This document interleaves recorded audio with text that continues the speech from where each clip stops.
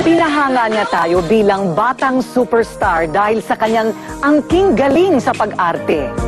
Natatandaan pa ba ninyo ang batang aktor na si Jiro Manyo na biglang naglaho na lamang mula sa mata ng publiko? Ngayon, gugulatin tayo ni Jiro sa pinakabago niyang papel bilang batang ama sa tunay na buhay. Dahil sa maniwala kayo't sa hindi, tatay na si Totoy. Kabaligtaran sa kanyang maamo at malabibing muka ay ang lalim at husay niya sa bawat pagganap.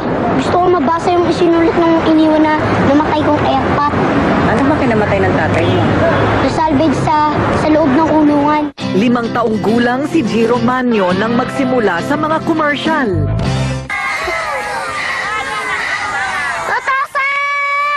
Nakita yata siya ni Ma'am Charo, binigyan siya ng MMK, Otosan.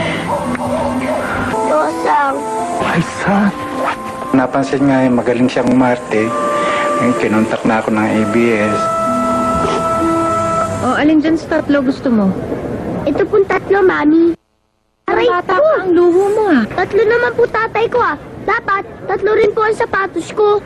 Sa edad na 10, humakot ng mga tropeyo sa kanyang mahusay na pagganap bilang child actor sa pelikulang La Vida Rosa at Bagong Buwan. Hindi ko sasabihin yan. Pinaluha rin ni Jiro ang publiko sa mahusay niyang pagganap sa pelikulang Magnifico. 7 beses ko yata pinanood yun. At sa 7 beses, hindi nabawasan yung pagluha ko sa husay. At ang pinakamahusay na aktor ng Gawad Urian ay si Jiro Manyo. Magnifico. Anong sa palagay mo ang pinaka parang rurok ng iyong kasigatan? Yung Magnifico. Kasi doon po kami humakot ng award.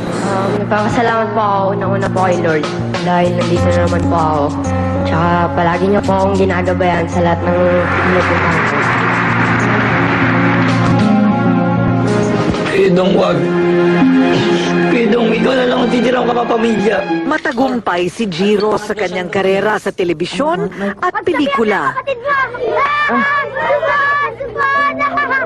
Walang sino man ang nag-akala na ang dating baby sa showbiz ay isa na ring batang ama. At sa kabila ng kinang at mga parangal na iginawad sa magaling na batang aktor, bakit kaya nagkaganon? Na tila sa isang iglap, wari naglaho ang kasikatan ng isang Jiro Manyo. Abangan ang pagpapakita muli ni Jiro Manyo. Eksklusibo sa Rated K.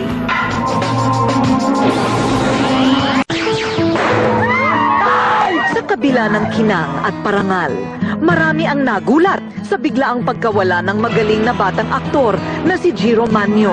Sabi nila nagkaroon ng attitude problem, naging unprofessional, kaya nawala. Pero I would like to understand where he's coming from. Ang hindi alam ng marami, sa edad na 15, hinarap ni Jiro ang pinakamatinding pagsubok sa buhay niya, ang mawalan ng isang ina. Ano ang naging epekto ng pagkamatay ng nanay mo sa'yo? Siguro yung medyo nabitin po ako sa showbiz. Nagsisisi lang ako ng konti dahil sa di ko rin masyado nagampanan yung pagiging anak ko sa nanay ko. Pinabulaanan ni Jiro ang balitang nalulung siya sa droga. Hindi po ako nalulong. Siguro nakatikim po kahit pa paano. Pero sa kabila ng mga negatibong balita, isang masayang pagharap sa kabanata ng kanyang buhay ang ibinahagi niya sa amin. Sa murang edad, isa na siyang ama. May baby na, ang dating baby lamang sa pelikula. Eh bata-bata mo, bakit ka naman nagkaanak na kaagad? Nandiyan na eh. Wala na po akong magawa eh. Saan gusto ko po talaga din. Si Sisha Calliope Manyo ang itinuturing niyang anghel sa buhay niya ngayon. Medyo nagalit ako sa kanya dahil sa age nung yun, hindi pa nga dapat, di ba? Pero nung nakita ko na yan po, wala na. Talagang hindi mo pinalala. Anak niya ang 2 taong gulang na bata sa dating karelasyon. Sa'yo ba parang dama mo ang iyong pagiging ama kahit batang-bata ka pa? Oo naman po, minsan. Kaya lang minsan nahihiya po ako ng sobra. Dahil kasi, yun nga, maaga po ako nagka-baby, tapos hindi nila ako nakikita sa TV, bigla ako nawala. Ang kwento ng mga batang magulang tulad ni Jiro at Lee ay kabilang sa mahigit sa 3 milyong kabataan ngayon na naging mga batang ama at ina. Sa pag-aaral ng UP Population Institute tungkol sa Young Adult and Sexuality, sa bawat 100 kabataang nasa edad 15 hanggang 25, 26% ang maagang sumusubok sa tinatawag na premarital sex na nagiging dahilan tuloy kung bakit may mga batang ama at ina ngayon. Hindi natin yan pinapayuhan na talagang sinasabi natin immoral yung premarital sex. So una, syempre, ang mga magulang, hindi naman sila pwedeng mamilit, ano? Ang bawat bata ay may sariling kalayaan. Ang importansya sa kanila ay kapag may nangyari na mga ganitong disgrasya sa bata, ay sa halip na pagalitan at sumpain, ay tumulong sa pananagutan para sa bata. Sa sarili mong anak, kukonsintihin mo ba na magkaroon din ng anak habang batang-bata pa? Hindi po siguro. Papayuhan ko muna po siguro ng kung ano po yung dapat.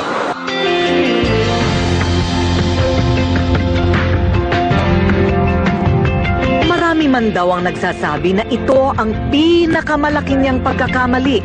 Para kay Jiro, si Sisha, ang pinakamalaki niyang biyaya. Mahirap ba ang maging batang ama?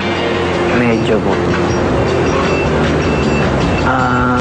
Ano po siya eh, hindi ko po ma-explain. Pero kasi pagka nakikita po ng ibang tao, parang sasabihin nila, wala lang, madali lang. Para sa akin, halos lahat eh. Parang buong mundo. Parang gusto ko ibigay sa anak ko.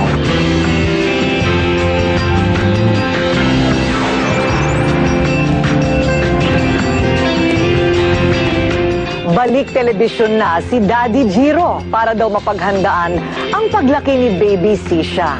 Good luck sa'yo, Jiro. Samantala, isa na namang 16 na taong gulang